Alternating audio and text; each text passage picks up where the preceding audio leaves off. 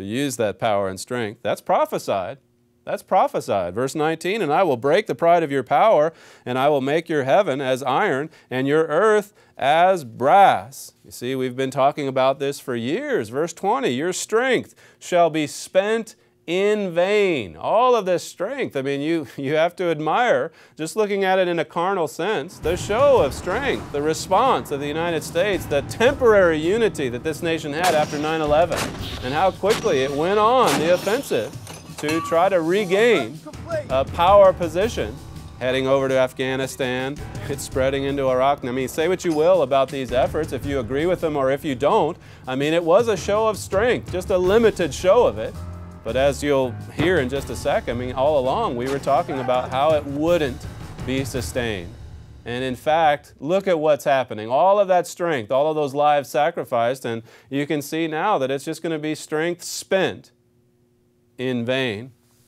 Look at the policies. So often America finds itself on the wrong side of the leaders or the groups that it's supporting over there in that region of the world. Look at Pakistan, just to take one example. I think it was in 2008 when the U.S., the government, and this is a Republican administration under President Bush, was applying all of this pressure on Pakistan to have more democratic procedures put in place. Eventually, of course, running off Musharraf, who, like Mubarak, had his weaknesses, but I mean, for all of his faults, he was a pro-American ally for the most part. He did help to suppress the forces of terrorism, the forces of radical Islam. And we run him off, and what happens? Who fills the power void? Well, as you probably noticed in the news that came out just a few weeks ago with the assassination of Osama bin Laden, right there next to a Pakistani military base of all things. It revealed the dirty little secret about U.S. and Pakistani relations and how they've completely unraveled. This is a quote from the Washington Post just from a few weeks ago. It says, Pakistan's military has traditionally been seen as a secular and disciplined organization. You could say much the same about Egypt. It's traditionally been seen as a secular and disciplined organization, but the evidence is now overwhelming that it has been infiltrated at all levels, by violent Islamists, including Taliban and Al-Qaeda sympathizers. That's the Washington Post.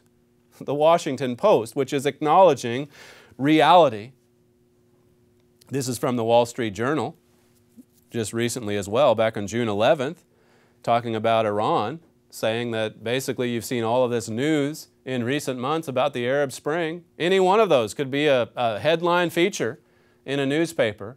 But behind the scenes, this editorial points out, behind the scenes you see Iran maneuvering and also pursuing full speed ahead with its nuclear ambitions. It says, Tehran gets closer to having a bomb, world wags finger. For 6 months, global attention has fixed on the historic upheavals roiling the Arab world from Tunisia to Bahrain. But the biggest Middle Eastern story, notice this, the biggest Middle Eastern story continues to be the steady progress Tehran has made toward acquiring the components of a deliverable nuclear weapon. The most recent news is disquieting, to say the least. There's a lot of distractions in the Middle East, a lot of things happening between Hamas and Fatah, or up in Lebanon, which has now effectively been taken over by Hezbollah. All kinds of other uprisings. Tunisia, as was mentioned. Egypt, of course. Libya, that's in the news. But what is happening in Tehran? That's a good question, and one that the Wall Street Journal brings out in that editorial that we should be quite concerned about, because that's the real force. That's the real head of the snake. That's the #1 state sponsor of terrorism. And what does this mean for the United States? What does it mean for the little nation of Israel? There in the Middle East, Carolyn Glick wrote a column just a few weeks ago as well, talking about all of these developments just swirling around Israel and putting Israel in such a difficult position. Pakistan, as I mentioned a minute ago, she writes, as for Pakistan, the U.S. assassination of Osama bin Laden last month exposed that secret of the collaboration, you see that was there, between Al-Qaeda and the Pakistan army. And she went on and talked about the 5 Pakistanis that were arrested and accused of acting as informants for the U.S. and how the Pakistan government arrested them. She says then finally, this week's arrest of 5 Pakistanis accused of acting as informants to the U.S. in its bid to locate the al-Qaeda chief is further proof, if any was needed, that the $21 billion in military and economic assistance the U.S. has showered on Pakistan since 2002 has brought it precious little in the way of strategic support or partnership from Islamabad. I mean, what does the $21 billion have to show for it? All of that aid, all of that assistance. And now you see that relationship just completely unraveling. Notice Daniel chapter 11. This is that prophetic passage that mentions the 2 kings, the kings of the north and south, and this great clash. Just to conclude with Carolyn Glick's article in the Jerusalem Post, she says toward the end, after describing all of these threats to Israel coming from Gaza and the unity government that they're trying to propose between Hamas and Fatah, and the possibility of the Palestinians declaring statehood in September, and the pressure that the Obama administration is putting on Israel to pull back to those 1949 armistice lines. And then you have Hezbollah up north taking over Lebanon. And then the developments in Egypt, which is now trying to broker a deal between Hamas and Fatah. All of these things. How do you think Israel feels behind closed doors as they see their enemies just expanding their influence and power? And of course, Iran, behind the scenes, working to get a bomb that it's promised it will use. This is how she concludes her article. What this means is that, as was the case in May 1967, listen to this. This is a journalist. This is someone writing a column for a newspaper. As was the case in May 1967, when the combined Arab armies gathered with the express purpose of wiping the Jewish state off the map. Today, again, Israel is alone at its hour of greatest peril. Israel is alone.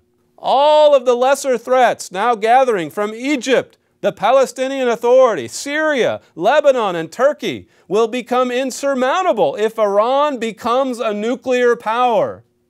She concludes, as was the case in May 1967, Israel has arrived at a do-or-die moment, and we should all pray for the strength and courage of our leaders, our soldiers, and our nation at this time.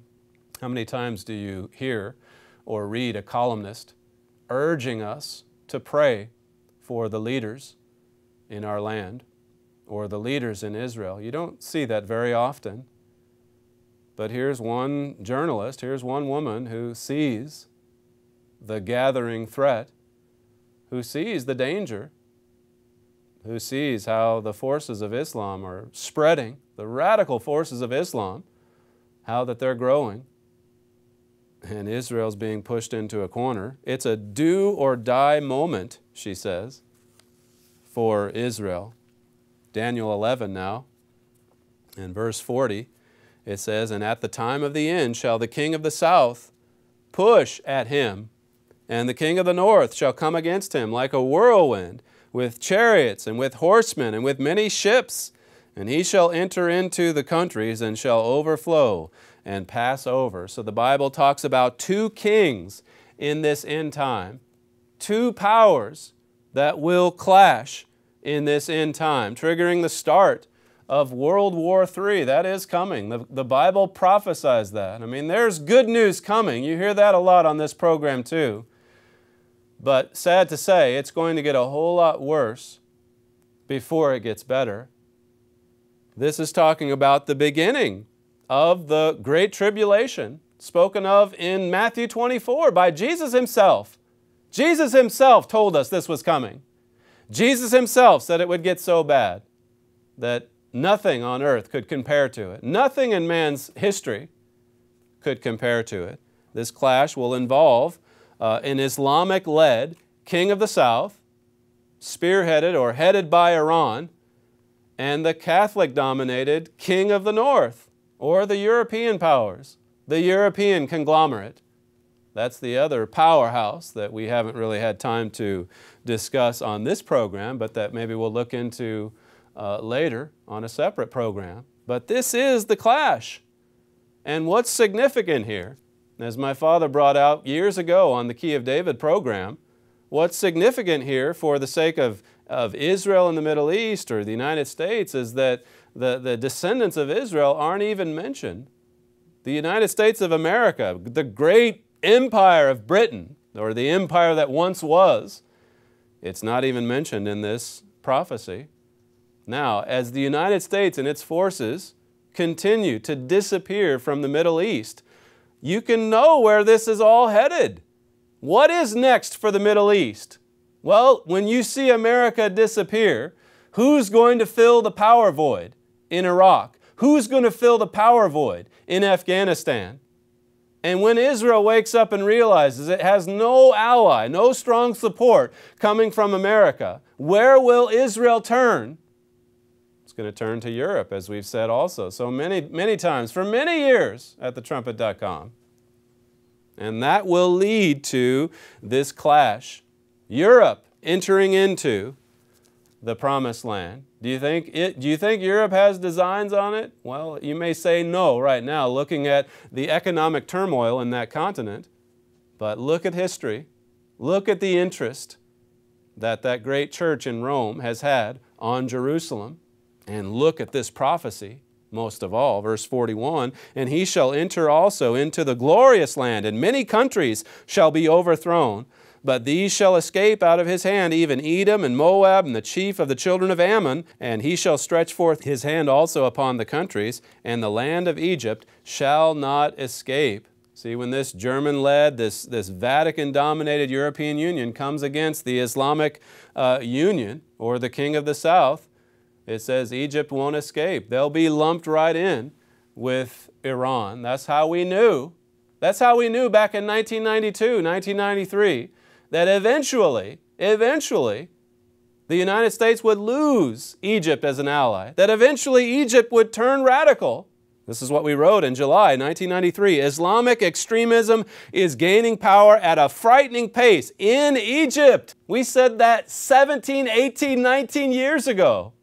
Verse 44 says, "But tidings out of the east and out of the north shall trouble him. Therefore he shall go forth with great fury to destroy and to utterly make away many." Tidings out of the east, or the great nations of Asia, will lead to another clash that the Bible also speaks of as well. In verse 45 again speaks of this religious head from Rome eventually temporarily moving its headquarters to Jerusalem. As I said, there's the history there that shows that this great religion has had its designs on Jerusalem for centuries. Well, that's all we have time to cover today. But as I spoke of at the start of the program, these two books, The United States and Britain in Prophecy, you've got to know who Israel is today if you're going to be able to understand prophecy. There's so many preachers out there that talk about all these prophecies, that some of them that we read on this program, but they act as if the Bible completely ignores America, the greatest single power in history, as if the Bible would just completely ignore us. Well, this book will help you understand and see who America is in Bible prophecy. And then furthermore, this booklet, The King of the South, will let you know what is prophesied to happen in the Middle East in just the next few months and in the next few years. So call the number on your screen, ask for both of these publications, and begin your study or deepen your study today. We thank you for joining us, and we'll look forward to seeing you again tomorrow morning on this same station. Have a great day.